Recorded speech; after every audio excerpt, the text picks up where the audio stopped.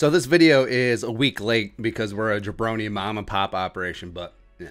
But you all remember last week Justin Jefferson was on The Herd with Colin Cowherd, and everyone assumed that he trashed Cousins because he talked up his man Joe Burrow, one of his BFFs, and then stated it was smart for the Vikings to find a quarterback of the future for life after Kirk, which is a non-controversial statement, right? And then Ben Leber, former Vikings stud linebacker, now analyst and K-fan contributor, decided to call out Justin Jefferson and lay on a little warning, just like, So Leber tweeted this out on the 11th, quote, Justin Jefferson rookie year, Pro Bowl, second team All-Pro, runner-up off player of the year. Careful not to bite the hand that fed him. Wouldn't have been on The Herd if it wasn't for Kirk. Hashtag Vikings. Now, we have to do the super passive aggressive thing here where we say that we love Leber, but and then proceed to tear him a new one, right? And I do like Leber. I think he's a very good college football analyst, and as well as he's half Korean, so there you go. But a couple things from that statement are pretty amazing. Number one, it assumes that Jefferson was indeed throwing shade at Cousins in his Cowherd interview, which, like I said, I think is incorrect.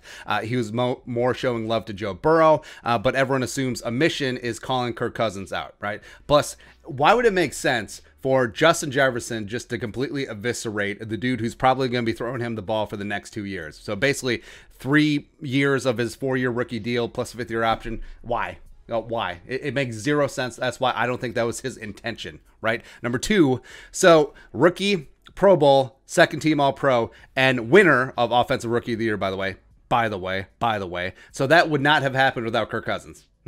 So we're just assuming that without the Tinpot Pizza Ranch Dictator, that Jefferson would have, I don't know, treadwelled it, 1 catch, 15 yards for entire rookie year.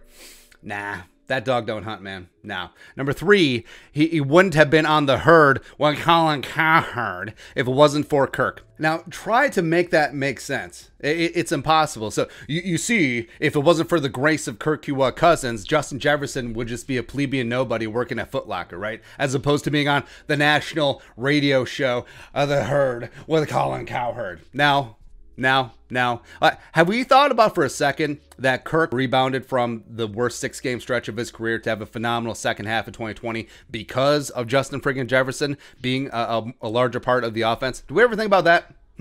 Or the soon-to-be best receiver in the NFL just helps out the quarterback just a wee little bit?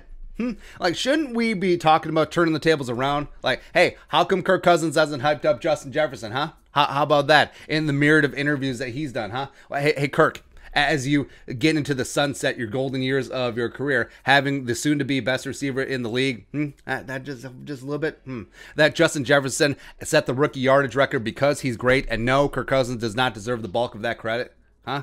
It's just, I think it's backwards, man. Plus, Justin Jefferson doesn't have to worship Kirk Cousins. Like, people criticizing the kid because he won't kiss Kirk's mandled feet. Now, like, this is not a prime Peyton Manning and like a 7th round UDFA, just a Blair White or whatever, just coming off the street. Like, what's Kirk going to do? Is he going to freeze Jefferson out of the offense? Is he just going to throw to Thielen and, I don't know, Chad Beebe 40 times a game? No, that's not going to happen. So they have to have a relationship here. And frankly, like I said, they don't have to like each other. Like, I don't really care about that because I think it's a generational gap issue. Because what is soon-to-be 33-year-old Kirk Cousins going to talk to 21-year-old Justin Jefferson about, huh? Absolutely nothing, right? But as long as they have a cordial, professional working relationship that isn't openly acrimonious, who cares? Who absolutely cares? Oh, by the way, did Leber throw shade and light up Adam Thielen week 17 of the 2018 season when he and Kirky had their sideline dust up? Probably not. No? So it's whatever. People love building up and then tearing down idols. People seem to want to criticize Justin Jefferson for every single thing now. He's under a microscope. It's like the F Kirk, come on, throw the flag. You know, the controversy for dummies. It's like, oh, he's a diva. Oh, he's becoming Diggs. No. Negative. He is not. And y'all wonder why superstars get sick in Minnesota if this is how you treat them. Like, every single thing that Justin Jefferson is doing now is just overanalyzed and picked apart. But okay.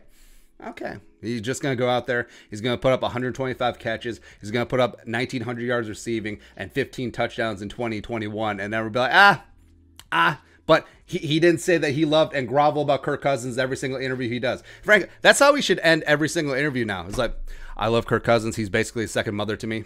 And he's my guy forever. Like, will that make people happy? Or we'll be like, oh, well, he didn't grovel enough. We have this beautiful, amazing Justin friggin' Jefferson part of the franchise, as they're stacked, they're ready to get after in 2021 and hoist that Jerome Barty, and all he can do is piss him off. Like, oh, he didn't show Kirk Cousins enough love. Don't care. Absolutely zero cares right there. Be your thoughts. Leber calling out Justin Jefferson. Let us know in the comment section below. Subscribe for daily Vikings takes. We'll support that work post on the Venmo. But until next time, Skol, production value.